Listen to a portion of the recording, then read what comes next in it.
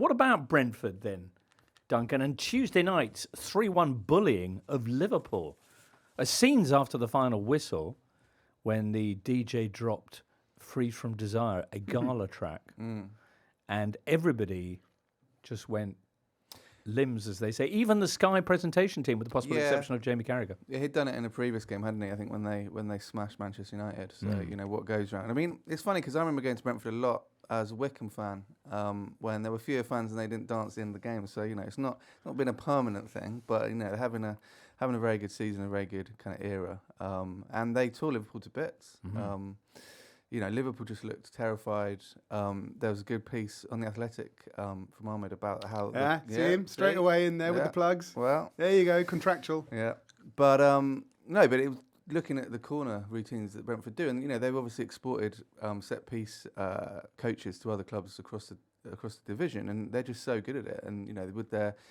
They mix it up. It's almost getting to like NFL levels of they've got so many little routines up their sleeve that they can trick the opposition, and that's what happened to Liverpool. They just looked completely baffled. They had the ball in the net 4 times in the first half. Only 2 of those were given. They had more good shots than Pickfair, Benji. Actually, that's not true, because Pickfair have literally tens of thousands of great shots available. Millions, right. Brentford are amazing. I think it's one of the great sort of truisms of football that when a team is more than the sum of its parts, then that's down to the manager.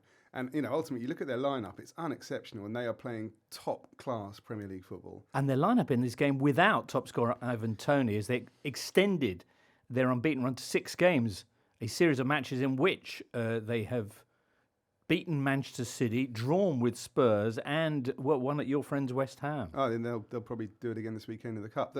And Wissa, I really like him. I think that if we assume that Toney's going to be out at some stage for a while, I think he's a pretty natural replacement, even though he's a completely different player. They played with essentially 2 up front with him and Buemo, and Liverpool couldn't handle it. And I found in that game, I found myself looking at Klopp, looking like he'd sort of run out of ideas, looking at Frank and thinking this guy is absolutely one of the best managers potentially in Europe at the moment, and wondering whether he could end up at Liverpool, because he's got that sort of Klopp energy about him. It would not surprise me. And Liverpool, honestly, it's sort of startling. You can say the same with Chelsea. That these were Champions League winners within the last 2-3 years, and they are suddenly like really sub-prime, aren't they? They were in for that quadruple last season, and the question is whether that has maybe taken its toll, because certainly Free From Desire might be a bit of a commentary on some of the Liverpool players' performance, would you say? You can't really rebuild your side around a guy that might be a second-choice centre-forward. To Jimbo's point, I think it shows that Jude Bellingham could be critical for Liverpool, because you can build a team around Jude Bellingham.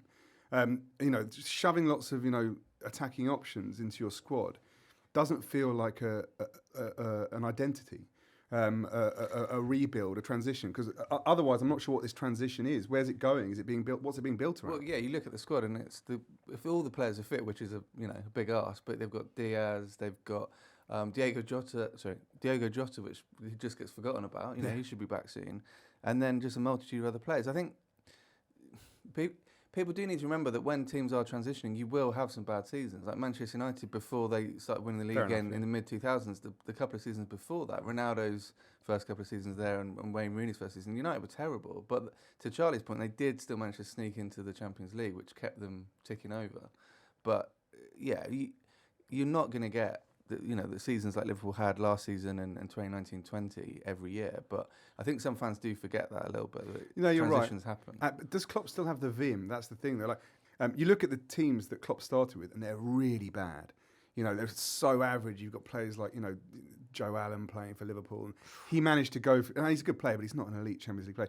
He managed to take a Champions League final more recently. Been in a European final more recently than Lionel Messi. To be fair to Joe Allen. Yeah, that's true. But in terms of where the journey he took that team on, that required a huge amount of energy and time. And I'm not sure I can see him doing it. Has he got that recipe? Can he bake that cake again? Hello there. If you've enjoyed this video, why not subscribe to this channel?